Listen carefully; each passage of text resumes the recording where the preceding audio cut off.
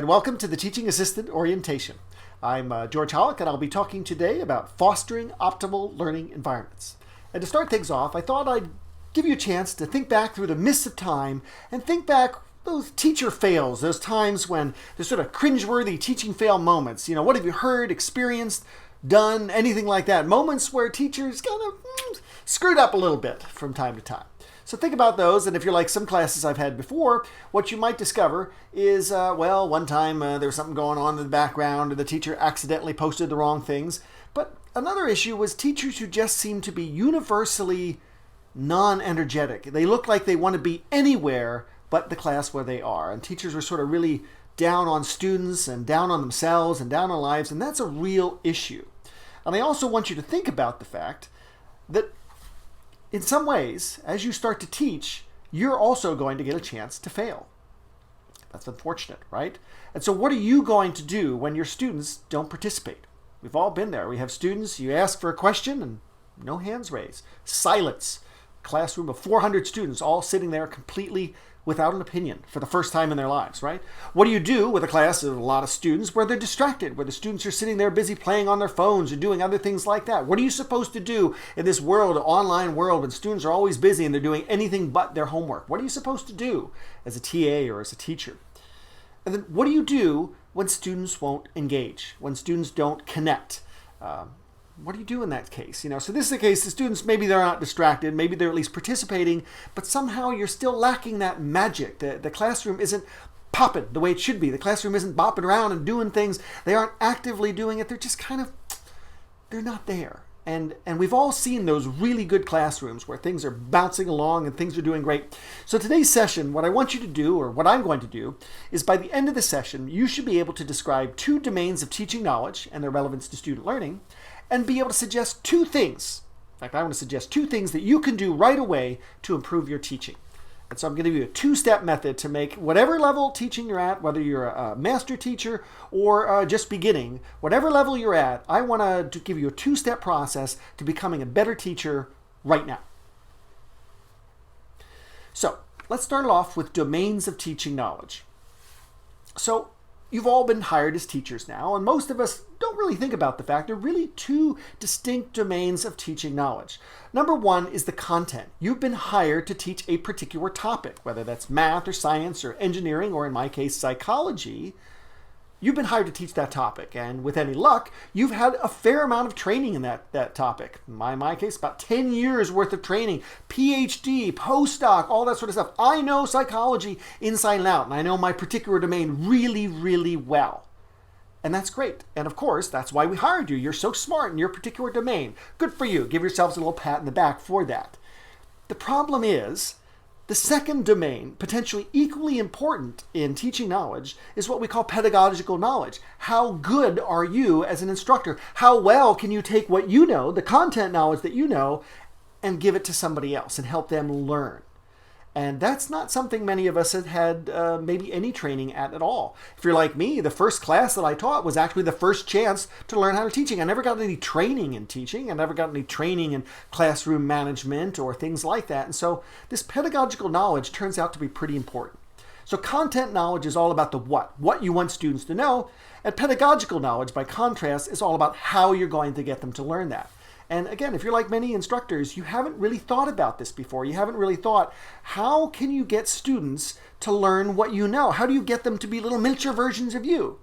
And there might be your first problem. Students are not little miniature versions of us. They're not going to grow up. They're coming from a very different background, a very different situation. And so maybe part of the issue is we're not trying to turn students into other versions of us. We're trying to get students to learn what they need to learn to succeed in their lives. And so today I'm going to give you a 2-step process, ways for fostering optimal learning in your classrooms that will increase your pedagogical knowledge and make you better instructors. And so if I'm going to make you a better instructor, I want you to think now about some of the best teachers you've ever had. Think about some of your best teachers. What are some words that we use to describe good teaching? And this is true whatever your content knowledge. I mean, whether you're in engineering or math or science or nursing, any one of those things, there are still good teachers in every one of those domains. And it's funny how similar these good teachers are described across domains. So some words that describe teachers are things like they're so knowledgeable, they really knew their stuff. But then other words that describe teachers are they're inspiring, they're thought-provoking. This is one of those classes where it makes you think, and I'm a different person now because of it. And man, that teacher was so passionate about their subject. They made me want to care about it even though I thought I didn't care, right? They're organized. Good teachers tend to be organized. They have a clear idea about what you're supposed to learn and clear expectations about how you might go about that. And of course, a word that comes up again and again, caring, right? Many people see good teachers as learning guides or facilitators. They really helped me learn the material. They weren't so absorbed in themselves or narcissistic about what they knew, but they helped me learn how to do this stuff. They built my competence up. I actually became more competent as a result of this. My coach makes me a better player, right? We see that in sports all the time, but not so much in teaching. But at the same time, isn't that what we're preparing students to do? Become competent, autonomous individuals in society? We're supposed to be better individuals when they leave without us, right? And of course, good teachers are supportive. They help me succeed, right? They help you as a student succeed. So if that's what good teachers are, that's the baseline that we want you to follow. So today I'm going to try and describe 2 ways where you can become a better teacher right now, today. Whatever your level, whether you're a master teacher, whether you've taught a lot of courses before, or whether this is your first class, we're going to find a way to make you a better instructor. And it all comes down to a 2-step process to engage students. Number 1, we call relatedness. And again, this is from self-determination theory. Relatedness is the idea of caring, getting students to care about the material, getting students to convince that this actually matters, right? Because you're not going to have a student learn anything if they could care less about the particular topic, about you, about the class, things like that.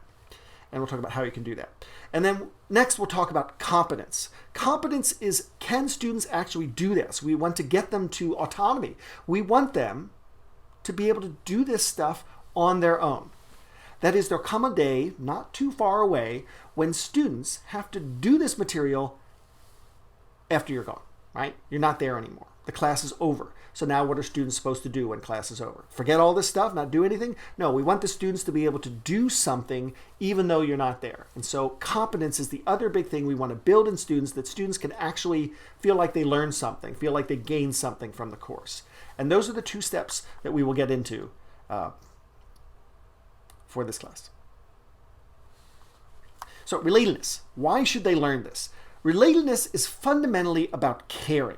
Caring about the course, about the topic, caring about the student. Relatedness is this connection that happens between you and the student. And it's possible both online formats and in person, but it's fundamentally about making a connection with the students. Because if you care, the students care. If you don't care, it's unlikely the students will care. If you don't care, why should they, right? So here's how we measure relatedness, and we can actually measure this in classrooms. We assess and measure relatedness via classroom surveys, and this is how it sounds. We say things like, my instructor stimulated my interest in the subject, or my instructor encourages me to ask questions and answers my questions fully and carefully. Do you ever ask a question of an instructor and it sounds like they could care less? They just sort of brush off your question like it doesn't matter? What a great way to shut down a student, right? So a student asks a question, excuse me, instructor, sir, excuse me, ma'am, and then you just shut them down. That's no good, right? Here's another relatedness. I feel that my instructor cares about me as a person. Again, I'm not saying it's not about forming a social relationship with the student, but it's about forming an educational relationship with the student so they get the idea that you care about how they're doing in school, you care about this topic and about the student, and you understand where they're coming from. My instructor tries to understand how I see things. And this is one of the big mistakes that a lot of instructors get. We'll talk about this later, the curse of knowledge, that teachers and instructors forget how difficult it is when you don't know something. They forget the way it works. They forget not knowing about that particular topic. I mean, I've been doing psychology for so long, of course I know all these terms, and it's easy to forget what it's like not to know these terms, to be confused about things. And part of the idea of that caring is, do you understand what you're supposed to do in the course? My instructor makes sure that I really do understand the goals of the course and what I need to do to succeed. I mean, often there's a lot of anxiety in the parts of students about what do they need to do? How can I succeed in this course? And there's a whole bunch of things going on. And if they feel like the instructor isn't checking in with them, doesn't know how that works, that can be a source of real anxiety for students. That uncertainty in a course is a recipe for not learning and for students being very frustrated about that. And it turns out that instructors who related to students had students who increased their motivation, who valued academics, who were more engaged, and students whose academic performance went up as well. So when we ask that question, like, my instructor cares about me and cares whether or not I succeed, the higher the students rated that, the more likely their motivation was, their engagement, the more likely they were to stick with school and graduate in a timely manner. So this is a really important thing. Relatedness is about connecting to students. And this can be done even if you're not the main instructor, if you're a teaching assistant or something like that. That's fine, because what you're doing there is connecting with students and checking in. The goal isn't necessarily content delivery. It's more about checking and making sure that students are ready to receive the content. That's really important. So controlling an overly prescriptive syllabus with a focus on policies and prohibitions and contingencies that cover student violations, that's a bad way to set things off, isn't it? Right? It sort of says to students that we don't care about you. You're like prisoners, in fact. In fact, they decrease interest in self-regulation, and they say, really, I don't think you can do this. In fact, as Singham says, the typical syllabus gives little indication that the students and teacher are embarking on an exciting learning adventure together, and its tone is more akin to something that might be handed to a prisoner on the first day of incarceration. So again, are your students prisoners trapped in this particular class, or are they really going to learn something useful and exciting from your class? And again, it's all about meeting students where they are. So we don't want to do this overly prescriptive, controlling syllabus. Instead, what we want to do is we want to connect with students where they're at. So don't just say what you expect students to learn. And that's another big thing that pops up in the syllabus. Over the course of this semester, you will learn the following things. We will have this particular objective, and here's how it works. We love objectives, right? Here's the objective of what you learn. But you don't just want to tell them what they're going to learn. You help them understand why it's important for them to learn this. Because after all, if they don't care, they're not going to bother with learning it, right? They're not interested in that. And so part of your job as a teacher is making students care. And the best way to do that is caring yourself. Indeed, Steven Pinker talks about the importance of a theory of mind, relating to the students, putting yourself in the student's position, remembering what it's like not to understand the stuff, maybe thinking about that students are coming to this class. This is not their only class. They have a lot of different burdens and things that they're doing. And that can be a real issue. You have to meet students where they're at. And I went to a wonderful talk recently by Dr. Christopher Edman, and he suggested that education is not about memorization. Here again, it's not just about content. It's the activation of the imagination and a path towards liberation. These students, education is a chance to go beyond, to do something new, to open up a whole new world that was inaccessible to them before. Because that's what the power of education could do. It can get students excited. It gets students into a topic and gives them real skills to use out there in the real world. And so you have to meet them where they are, though. Because here we are thinking, oh, I've got all this content that I need to give you, and maybe they're not quite ready to receive it yet. After all, students are filled with lots of other obligations. Maybe they have other classes that they're dealing with. Maybe they have family issues. These days, and many times of turmoil, they've got connectivity issues and problems like that. They have tons of things. And here you are saying, here, take this stuff. And then they're like, I can't handle all this, right? So you have to meet the students where they're at and begin with the students in mind. Not the subject matter per se, but understand where they're coming from and where they're at. Because the instructor who understands the student is better prepared to say, oh, wait, here, let me take off some of that. Let me deal with some of those other issues that students might be having, the issues about the syllabus or issues about connectivity. Let me take care and support of those things, and then I can give you this knowledge when you're ready to receive it. And of course, the fundamental thing here is showing your enthusiasm, your passion for the material. As I said before, you can't, if you don't care, if it doesn't look like you care, then why should students care? I mean, I've seen these teachers, they come in the first day of class and it's like, man, we are trapped here together as prisoner and guard. This is going to be a tough semester, man. Ugh. That's no good, right? That's the problem. If that's your issue, the student's like, why should I learn this? If the instructor doesn't care about the course, why should I learn this? Why should I even bother? If the instructor doesn't care about this topic, if they're not passionate about the topic, why should I bother? So one very simple thing to do is show your enthusiasm, show your passion for a particular topic. And you might say, well, that's just, some people are just really good at showing that. I'm a pretty reserved person. You can still be interested. And each person has their own way of showing their enthusiasm. Again, Dr. Christopher Edmond calls this Pentecostal pedagogy. And there are different types of people. There are different types of individuals as they can express their passion and their enthusiasm. Some people are a little more formal, a little more twinkle in the eyes, and some people are much more demonstrative and in your face. But both types of individuals are showing their passion for the material, showing their passion for the class, and showing that they care. And really, it's fundamentally about caring. And there are a million different ways to show how you care, but you need to show students that, because otherwise they're not going to bother learning this material because they think it doesn't matter. And the number one reason why students fail is they didn't think it was important in the first place. Oh, I didn't think that was going to be on the test. Oh, I didn't think it mattered. Oh, I didn't think it cares. You've got to care for the students to help them and help model what they need to do. And so one of the things I like to do early on in the class is try and figure out an example that's relevant to students, that's very pertinent. Start with something that students care about, that's relevant to them, or maybe that they think they know, and say, hey, wait a minute, I don't know if you know this, but actually, right? Give them a little bit of surprise, show them something different, and say, oh, hey, here's what's going on. And begin with a real problem that students would be motivated to solve. And for this, you can pull from popular articles, the news of the day, things like that. Pull in things that they care about in the moment and say, let's talk about how what we're learning today applies here. Another thing you can do, and I often do, is have students talk about their own particular interest, their own specific background, and say, how would this problem apply to you? How would this concept apply to your issues and your life? And when students think about that, they naturally start to think, oh, I see how that would apply. I see how that makes sense. I see why this topic is important for me to learn. And as a result, they learn it better. The other thing to watch out for when we're lecturing is you got to check in on students. When you're giving a lecture, it's very easy to teach to the clock and say, oh man, I've got this much material to cover and I have to cover it in 45 minutes or 75 minutes or whatever it is, and I have to get it done. And man, well, first of all, you may have heard the myth that students' attention span is like 10 minutes long.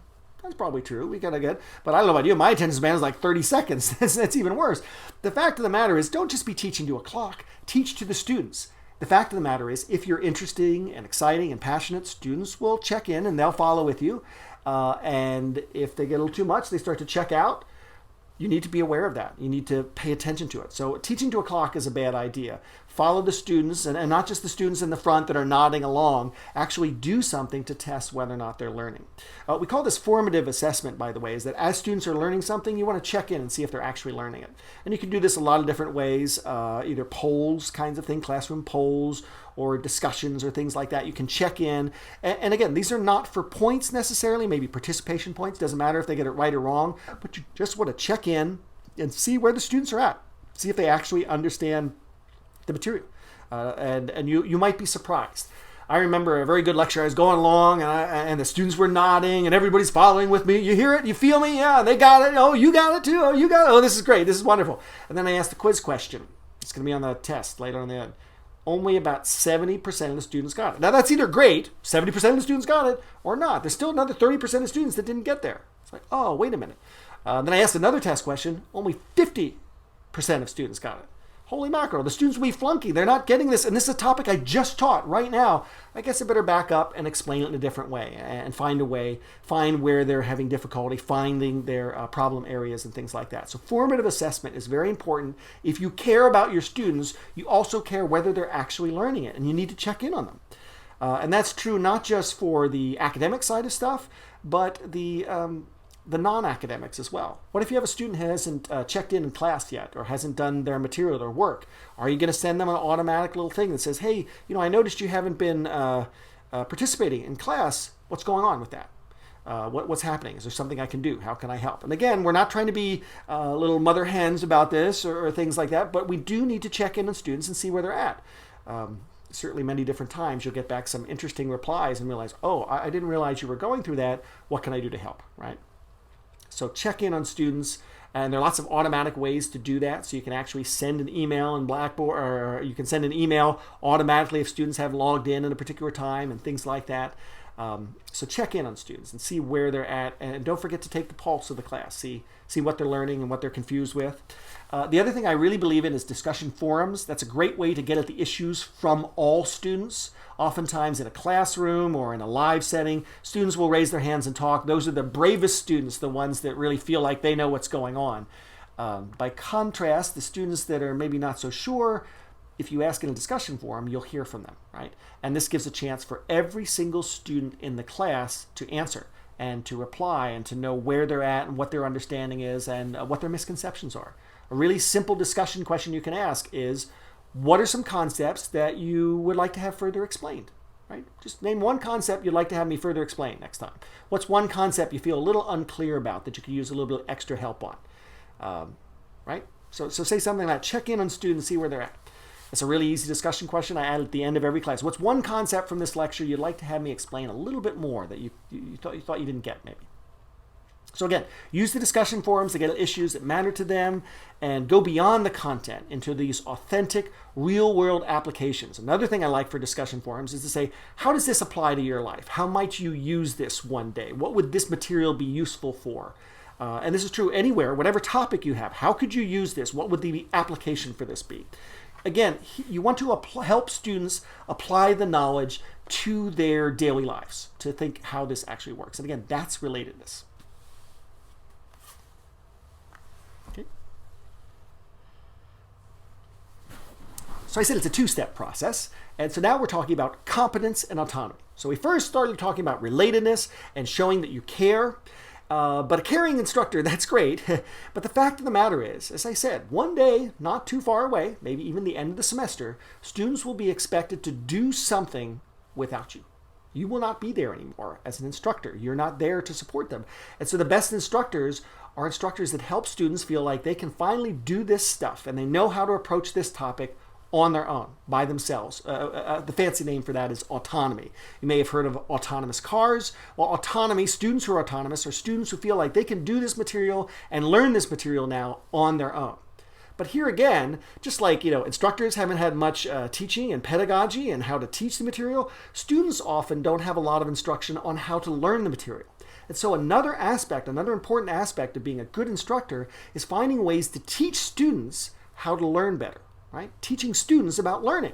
Just like I'm teaching you about pedagogy, I as an instructor need to teach my students how to learn better, how to learn these things. And again, competence and autonomy is about giving students the skills and independence.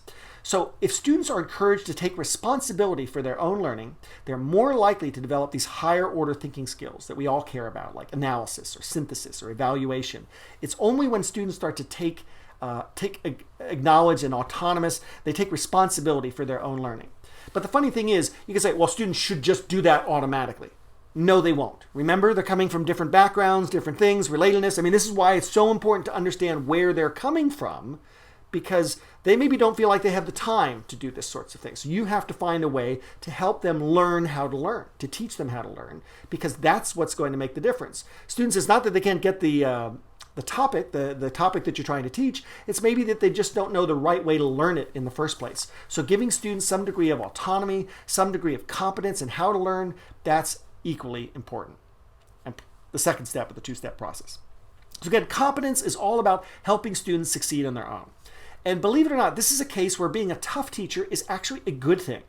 But you want to be clear about it. You want clearly articulated expectations, goals, learning outcomes, course requirements, and timely feedback. All of those things seem to increase student motivation and improve learning. They also do a lot to reduce anxiety because students know exactly what they're going to do and exactly what they need to do to get the grade they want. And that's very important. I mean, nobody wants to have students coming back at the end of the semester, why did I get this grade? Why did I get this? You want students to know how well they're going to do before they go into the test. So formative assessment works for that very well, right?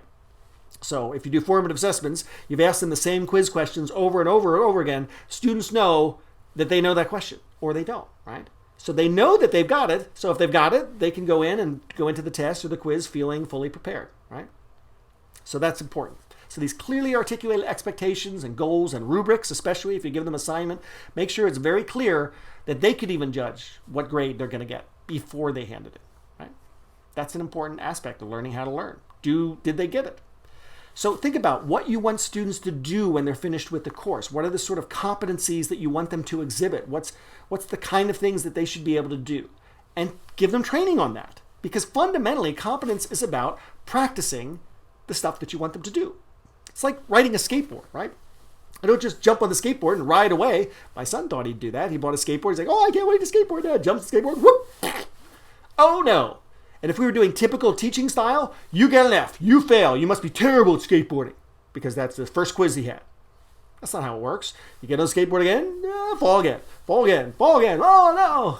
But eventually, one day, he's skateboarding just fine. And why is that? You need practice. And so fundamentally, if we want students to be able to do this stuff, we need to give them a lot of practice where grades don't matter in that practice. We call it formative assessment. The student gets feedback on it. They can see whether or not they did it right, and they can get better. And in this case, high standards are good. You want to give them a goal. You want to give them something to shoot for. Tough but fair is fine. As long as you're clear about those expectations, as long as you're clear about what you want students to do, totally okay. And in fact, it's good. And so when we're measuring autonomy, this is how it sounds. We say things like, my instructor conveys confidence in my ability to do well in the course. Or, I feel a lot of trust in my instructor. Or, my instructor listens to how I would like to do things. So one of the aspects of autonomy that's kind of hard for teachers to understand is at a certain point, it's not your course, it's their course, right? They need to take ownership of their learning. They need to feel like they have some degree of choice in how the course proceeds. And so developing autonomy is pretty important because, yes, you want students to be competent at something, and you can give them a lot of math tasks, and that's something we do all the time. Like, here's a bunch of math problems. My son got a lot of math problems. Here you go, have the math problems.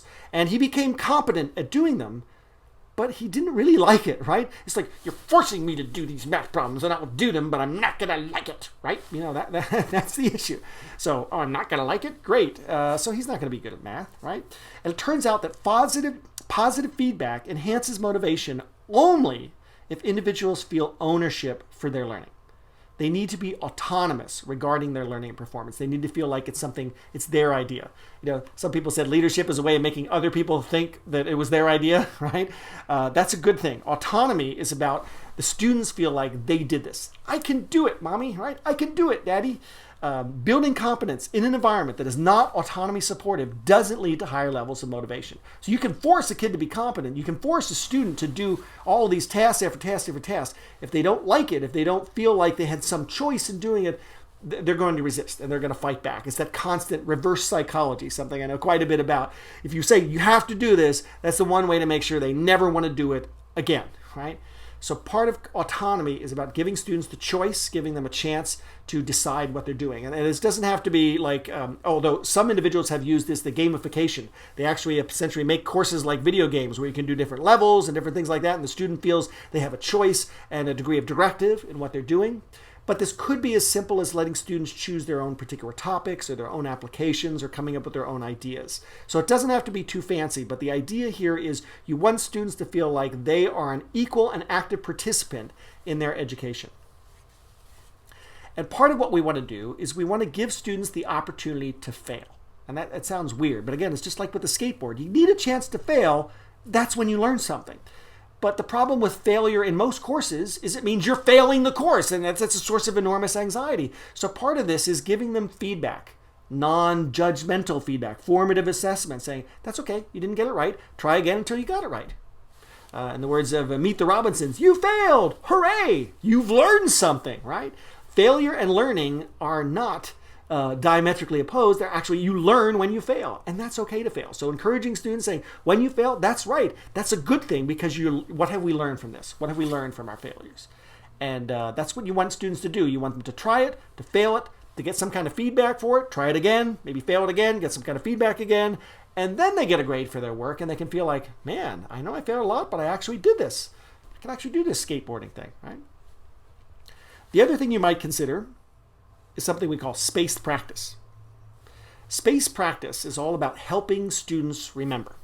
So spaced practice is this idea that if you practice something now, you've learned it. right? And we've all been there. I've learned this particular material. I totally got it. And then you come back a week later and you try it out and you're like, what was this again? I'm not sure if I understand this. I don't know if I know this anymore.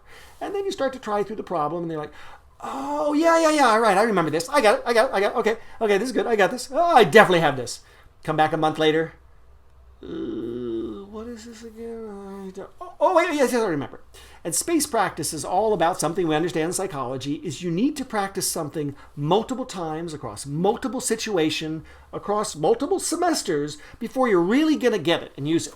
And the good news is the more you practice something, the faster it comes back. So even if you forget something, you'll pick it up even quicker the second time, and even faster than that the third time, and you'll remember it for a longer period of time. Something called the Ebbinghaus savings effect, by the way. But in this particular case, space practice is what helps students remember.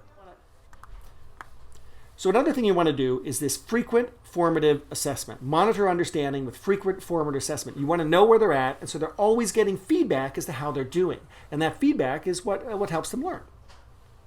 And here again, de-emphasizing the evaluation, emphasizing informal feedback. We get too obsessed with grades. Students obsess too much with grades.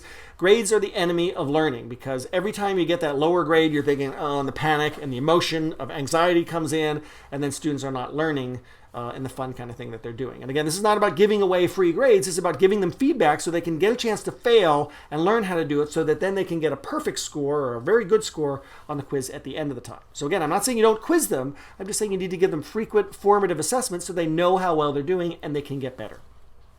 And fundamentally, this is all about giving opportunities to students to spend more time on task, more time on tasks that matter to them.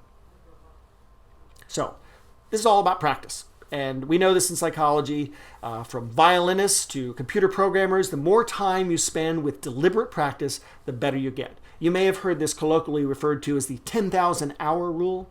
Turns out it takes about 10,000 hours of deliberate practice of working on something before you can become a master at it.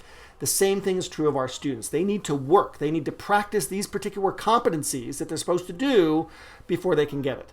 And so everything we need to do is about making sure they have the competency to do this.